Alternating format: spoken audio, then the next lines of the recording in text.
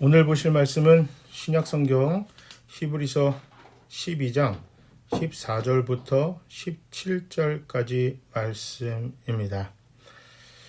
하나님의 말씀을 제대로 아는 것이 정말 중요합니다.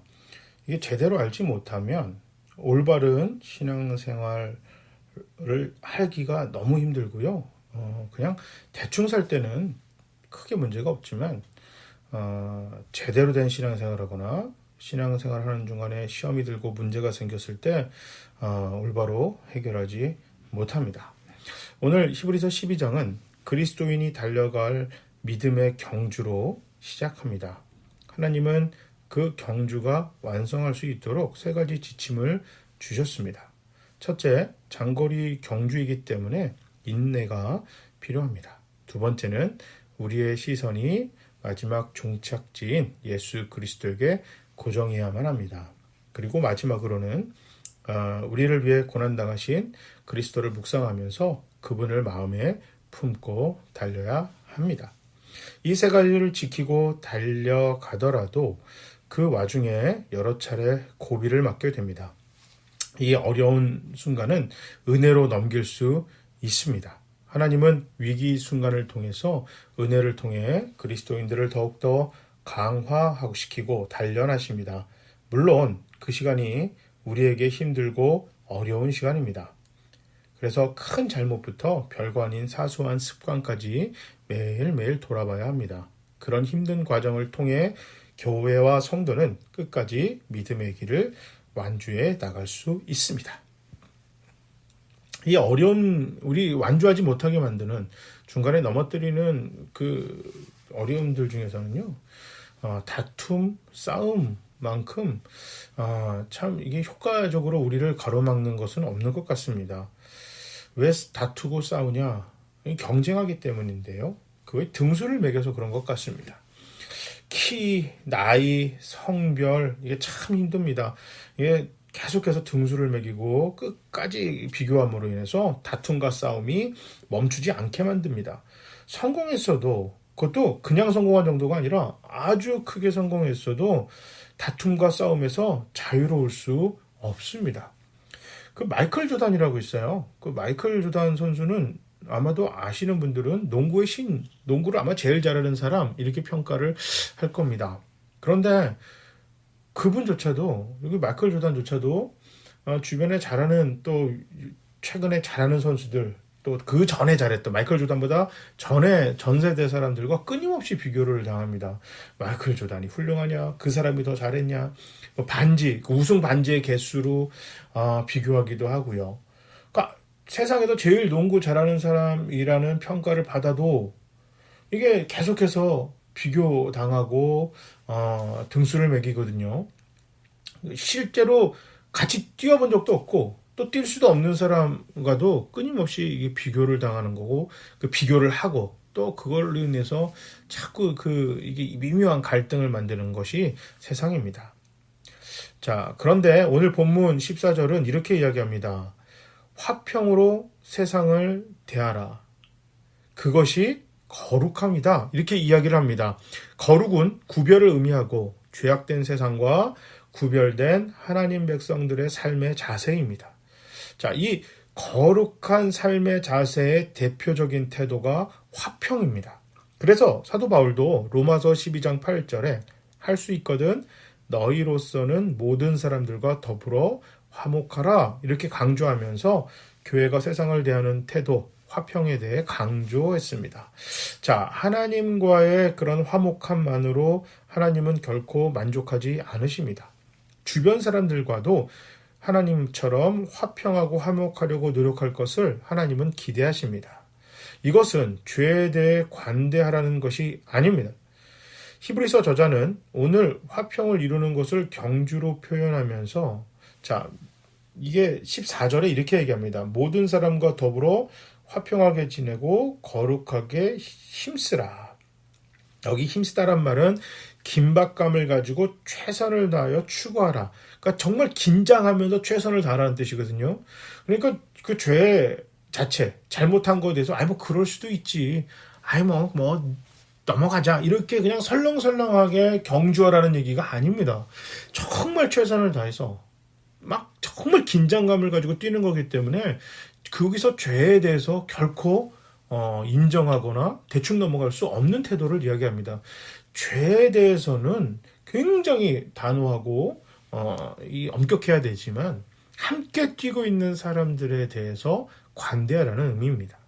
근데 되게 반대의 경우죠. 함께 뛰는 사람에게는 굉장히 인색하고 엄격하고요. 이 잘못된 우리가 그 규칙을 어기거나 반칙을 하는 거에 대해서는 좀 관대한 경우가 있어요. 이게 아마 아까 얘기했던 그 경쟁, 1등을 해야만 하는 그 세계에서 바르지 못한 방법으로도 좋은 결과만 내면 된다. 이게 참 안타까운 건데 이것이 교회 안으로도 들어오지 않았나. 이게 참 안타까운 마음입니다. 그런데 여기서 정말 중요한 말을 합니다. 히브리서 저자가 14절 마지막 부분에 하반부에 이런 얘기를 합니다.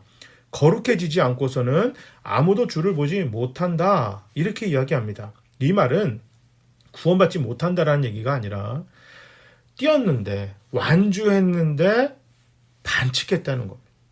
내가 심지어 1등으로 들어왔는데도 소용이 없습니다. 이거는 룰을 어겼기 때문입니다. 그 이야기입니다. 너희가 열심히 완주했어도 또 그것 때문에 너희가 참 치열하게 산다고 생각을 했더라도 너희가 사람들과 화평하게 지내지 못하고 그 다음에 죄에 대해서 설렁설렁한 태도를 그랬다면 경주를 했어도 그거는 너희가 반칙을 한 것이다 라는 의미입니다. 이 경주는 함께 도우며 달려야만 하는 규칙이 있기 때문입니다. 경주를 완주하기 위해선 함께 달려가고 있는 이들이 서로에 대한 관심을 보여야 합니다. 이 길이 나만 가는 길이 아니라 함께 가는 길이라는 것을 잊지 말아야 합니다. 요즘 콜라보레이션이라는 말이 이렇게 자주 나와요. 이거는 협력, 공동 작업 이것을 의미하는데요. 이제 텔레비전 보면 경쟁 프로그램에 가끔 콜라보레이션 미션을 진행을 하더라고요. 얼마 전에 TV를 잠깐 딱 켰는데 트로트가 나오는 거예요. 미스터 트롯.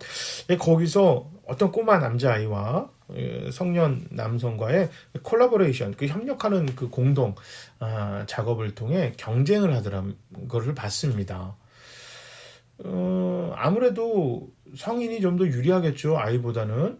그런데 그 노래를 정하는 것부터 해서 퍼포먼스까지 같이 경쟁하던 그 남성 가수가 자기보다 훨씬 어린 이제 초등학교 6학년 정도밖에 안 되는 그 나이 어린 그 경쟁자에게 다 맞추는 모습을 봤어요. 얼마나 감동을 먹었는지 모르겠어요. 그게 참 어울리지 않는 거 아닙니까? 경쟁을 해야만 하는 프로그램에서 협력하는 작업을 통해서 경쟁을 한다?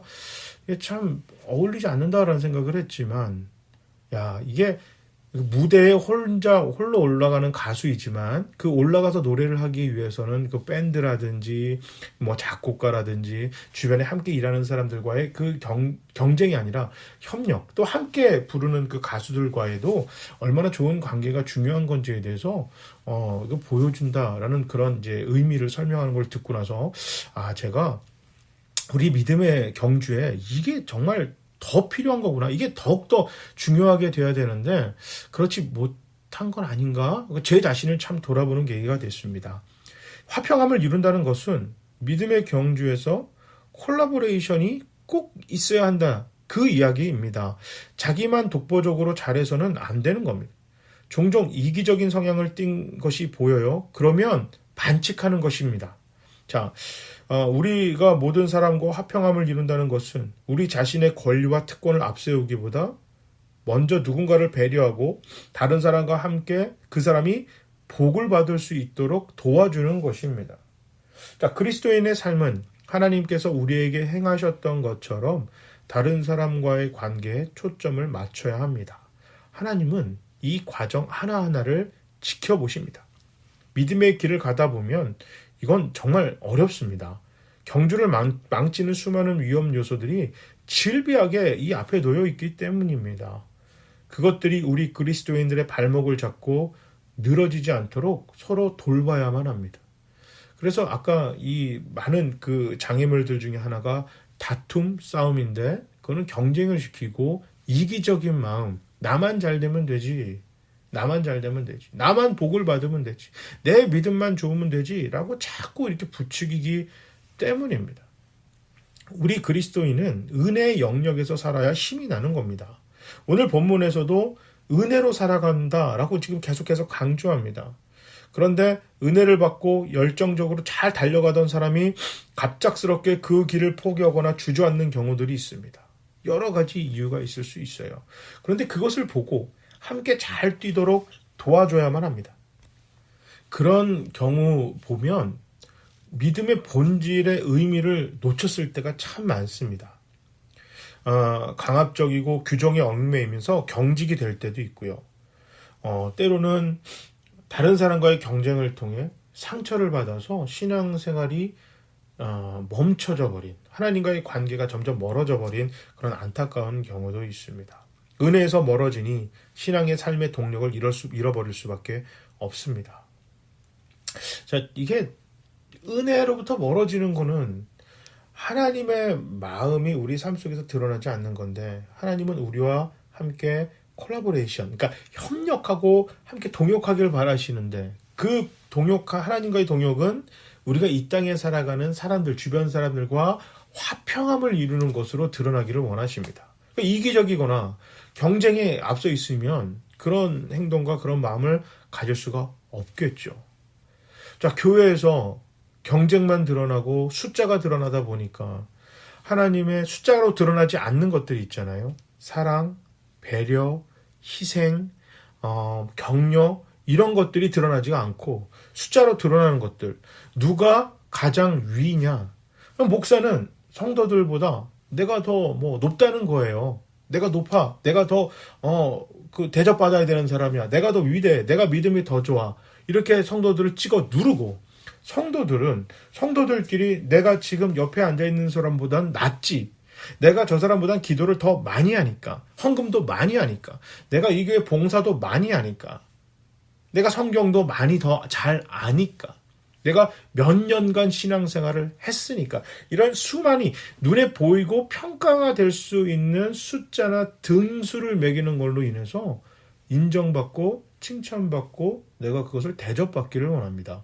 그래서 이게 교회가 얼마나 누군가를 배려하고 지역을 살리고 그 사람들에서 도와주느냐, 주변에 정말 어려운 사람들에게 재정을 쓰고 그들에게 마음을 나누고 열어놓느냐. 그러나 죄에 대해서만큼은 정말 공개적으로 공식적으로 한없이 단호하면서 죄가 교회와 성도들에게 인정되거나 용납되지 않는 단호함을 보이지만, 죄인들이 하나님께 돌아와 용서받고 회개하고 자녀가 되는 한없이 관대한 교회가 되는가? 이거는 수치로 드러나지가 않거든요.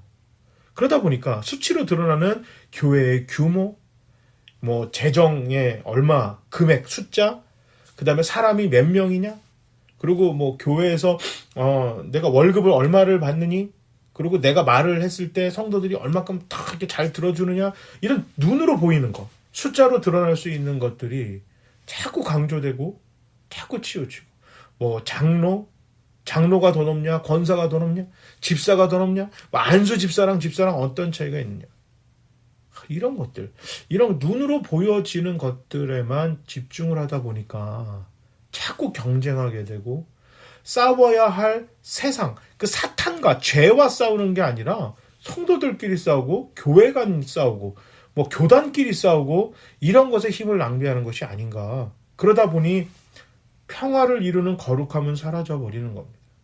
그래서 평화가 사라진, 거룩하지 않은 부패와 타락이 판을 치는 교회와 성도가 되다 보니 세상이 교회를 보고 하나님이 세상과 전혀 다른 그 은혜, 사랑이 발견되지 않는 것입니다. 그러다 보니까 교회를 다니고 내가 아무리 직분을 맡고 있고 심지어 목사라도 은혜로 살지 못하는 거예요. 그래서 오늘 본문에 이 히브리서 저자는 뭐라고 그랬냐면, 15절에 하나님의 은혜에 떨어져 나가는 사람이 없도록 주의하라. 하나님의 은혜에 떨어져 나가는 거는 내가 화평함을 가지고 주변 사람들과 잘 살려고 노력하지 않는 사람들을 의미합니다.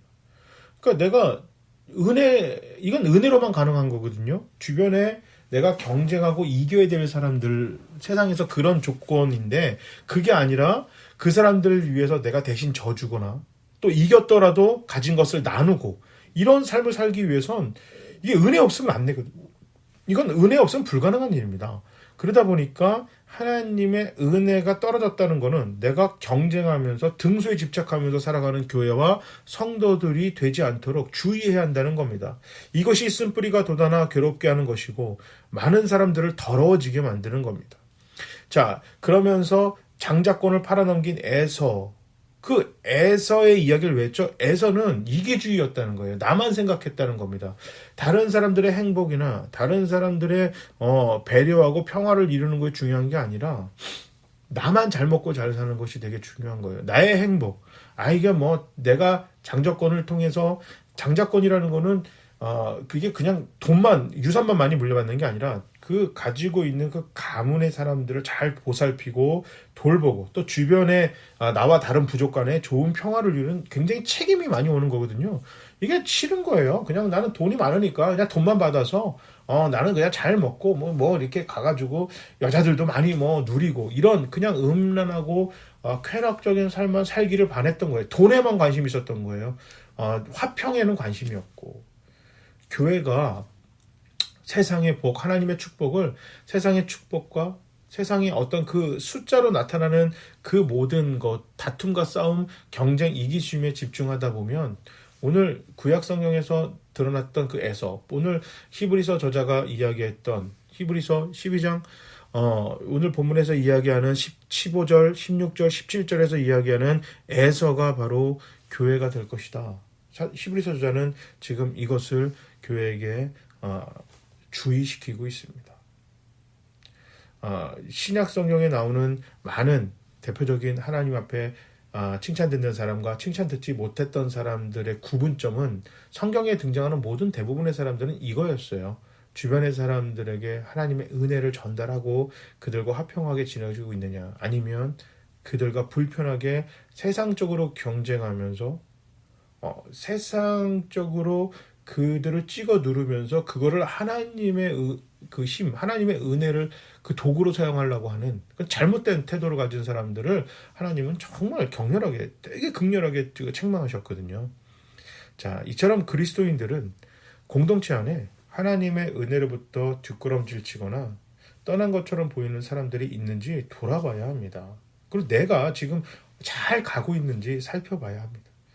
이들을 돕기 위해 그들에게 은혜의 모범을 먼저 보여야 합니다. 자신이 누리고 있는 하나님의 은혜에 대해서 이야기만 하는 것이 아니라 그들이 다시금 하나님을 신뢰할 수 있도록, 은혜의 영역에 머물 수 있도록, 풍성하게 누릴 수 있도록 격려하고 도울 수 있어야 합니다. 하나님은 하나님의 백성의 견인을 위해 그렇게 우리를 사용하길 원하세요. 은혜로 사는 삶은 하나님과의 콜라보레이션입니다.